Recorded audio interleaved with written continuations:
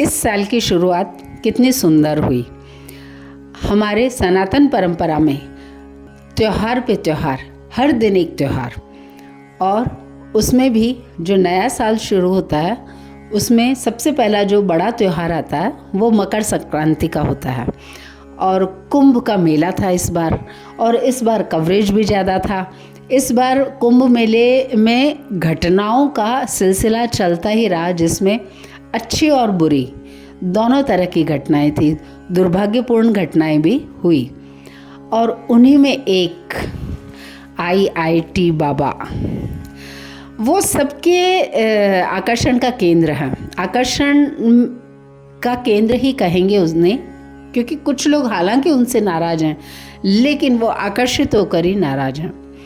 IIT बाबा की खास बात ये है कि वो यंग हैं, हमारे हिसाब से छोटे बच्चे हैं, और वो IITian भी हैं। उनके पास में बड़ा पैकेज रहा है, जॉब में लाखों में कमाते थे वो, लेकिन वो सब छोड़ के वो सनातन परंपरा को एक्सप्लोर करना चाह रहे हैं। यहाँ तक तो सब अच्छा लग रहा है, लेकिन एक चिंता जो उन्हें देखकर लगती है वो ये कि यूथ उनकी तरफ आकर्षित हो रहा है, लेकिन क्योंकि वो गांजा पीते हैं तो यहाँ एक चिंता भी खड़ी हो जाती है कि ऐसा ना हो कि वो गांजा या दूसरा कोई भी इस तरह का प्रोडक्ट वो अनचाहे ही प्रमोट कर दें।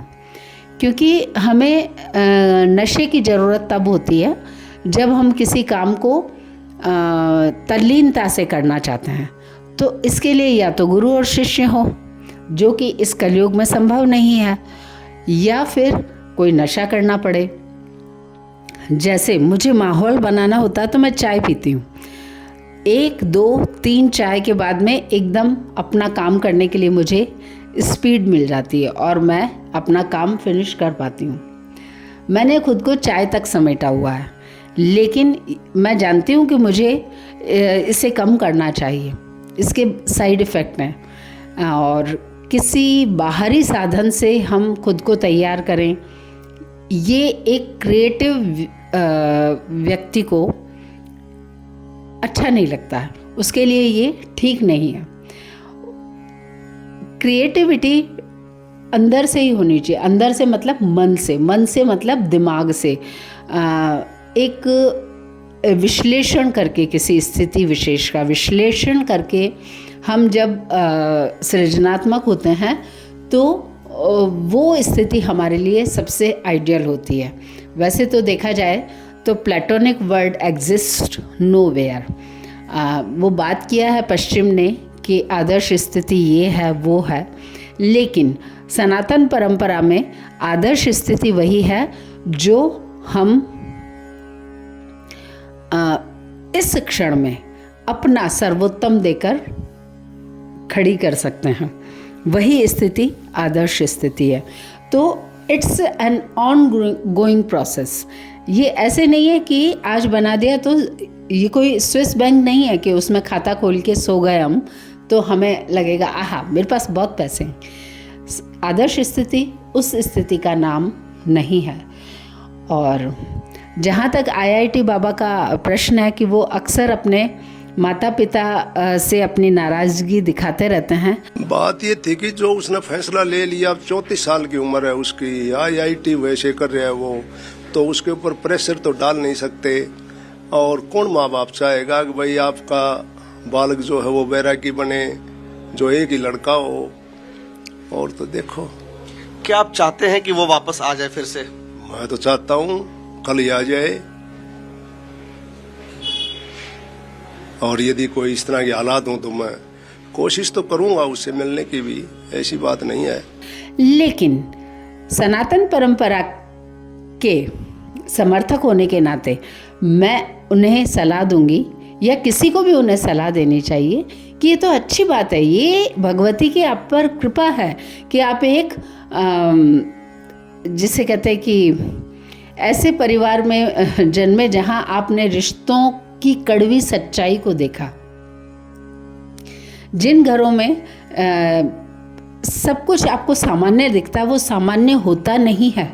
वो सामान्य दिखाने की कोशिश कर रहे होते हैं, क्योंकि वही बात है कि आदर्श स्थिति is an on going process. वो हमेशा बनी नहीं रहती है कि वो जैसे दिख रहे हैं always in love with passion and this and that is actually absolutely an impossible situation. तो ऐसे परिवारों में क्या होता है? ऐसे परिवारों में जहाँ शांति दिखती है, प्रेम और सौहार्द दिखता है, तो या तो वो इतने रचनात्मक हैं कि वो उसके लिए हर क्षण प्रयत्न करते रहते हैं, जो कि भगवान विष्णु की कृपा से ऐसा परिवार मिलता है। अन्यथा तो अधिकांश परिवार अपने बच्चों को अपने फ्रस्ट्रेशन, डिप्रेशन और अपनी ही आधी अधूरी इच्छाओं को अपने बच्चों के माथे पर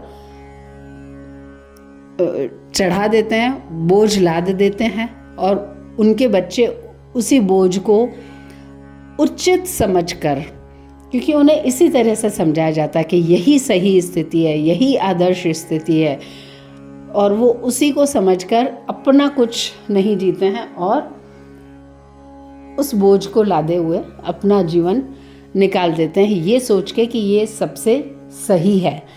सही और गलत को हम कैसे परिभाषित करेंगे जब हमें दोनों का ज्ञान होगा? क्या इन बच्चों को जो सही समझकर बोझ उठाकर चलते हैं, क्या उन्हें उसका विरोधी रूप पता है? उन्हें समझाया जाता, वो एक अलग बात है।